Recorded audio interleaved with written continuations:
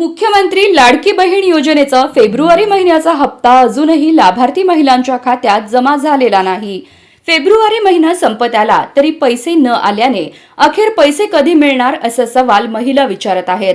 मात्र आता या संदर्भात एक मोठी अपडेट समोर आली आहे। या महिन्याचे 1500 रुपये लाभार्थी महिलांच्या खात्यात आज जमा होण्याची शक्यता आहे। नव्या निकषानुसार लाडक्या बहिणींच्या खात्यात हे पैसे जमा होऊ शकतात। काही तांत्रिक कारणांमुळे आतापर्यंत हे पैसे जमा झाले नव्हते, मात्र आता आज हे पैसे लाभार्थी महिलांच्या खात्यात जमा होऊ शकतात अशी माहिती समोर आली आहे। मिळालेल्या माहितीनुसार नव्या निकषांनुसार हे पैसे जमा होतील। सुरुवातीला सरसकट महिलांसाठी असणारी ही योजना आता निकषांच्या जाळ्यात अडकत आहे। लाडकी बहीण योजनेची जुलै महिन्यात घोषणा झाल्यानंतर सर्वच लाडक्या बहिणी होत्या, त्यांना दर महिन्याला 1500 रुपये देण्यात येत होते।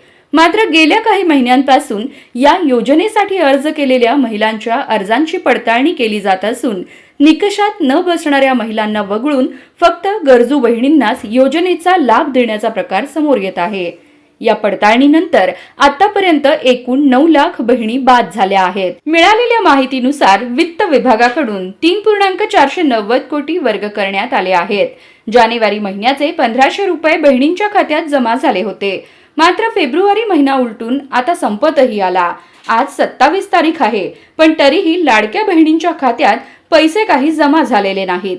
मात्र आता आज हे पैसे महिलांच्या खात्यात जमा होऊन त्यांना या महिन्याचे 1500 रुपये मिळतील अशी चर्चा आहे।